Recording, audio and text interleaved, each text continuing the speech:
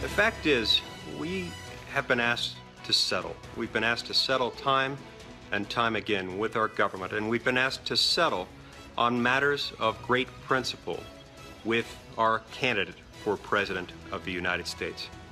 This can't continue. It's time for us not to settle. It's time for us to expect more.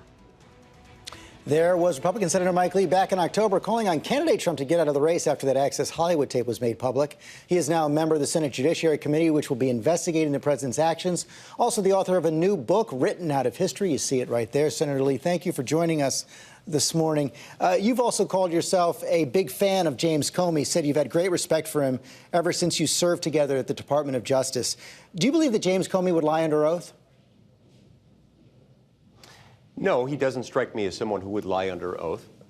Nonetheless, I'm not wild about the fact that he had these memos leaked specifically with the intent of prompting the appointment of a special counsel.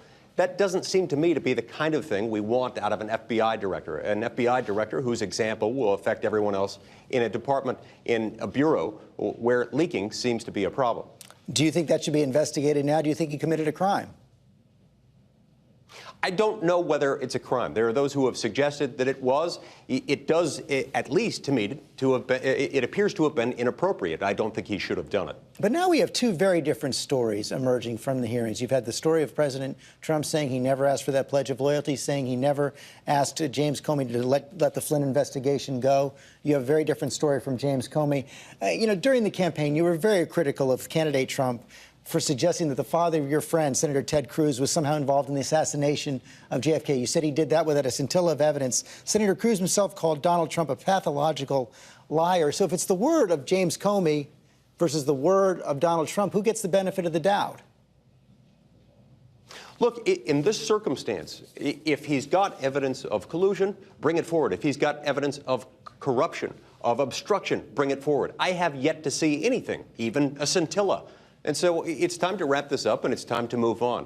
I don't see any evidence of anything happening here, and as a result, I think it's time to move forward. You're saying that even if what James Comey is saying is true, you don't see the evidence?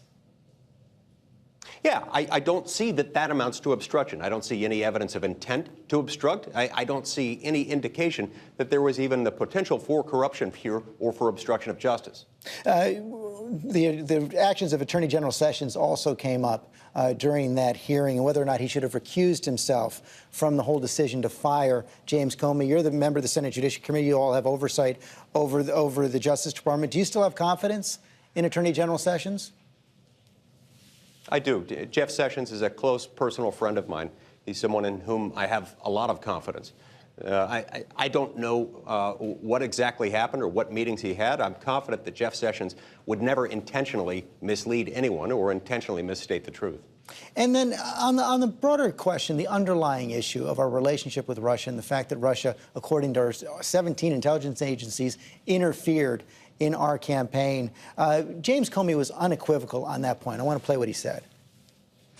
There should be no fuzz on this whatsoever. The Russians interfered in our election during the 2016 cycle. They did it with purpose. They did it with sophistication. They did it with overwhelming technical efforts. And it was an active measures campaign driven from the top of that government. There is no fuzz on that. Director Comey also testified that the president never asked him about that underlying issue. Do you believe the administration is taking that threat from Russia seriously enough? Look, the fact that the Russian government made some effort to have an impact on our election is not, to my knowledge, contested. It's not disputed. There is, however, no evidence whatsoever of any collusion between the Russian government and any presidential campaign. And so the dispute of the underlying effort by the government is not in dispute by the Russian government.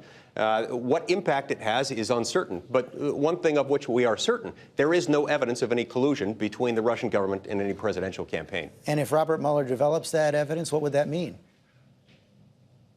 Well, look, if Robert Mueller or anyone else investigating this uncovers evidence suggesting something else, then I'm sure that will be pursued. But we have to deal with the facts as we have them now, with evidence that has been brought forward so far. And I don't see it. It's just not there.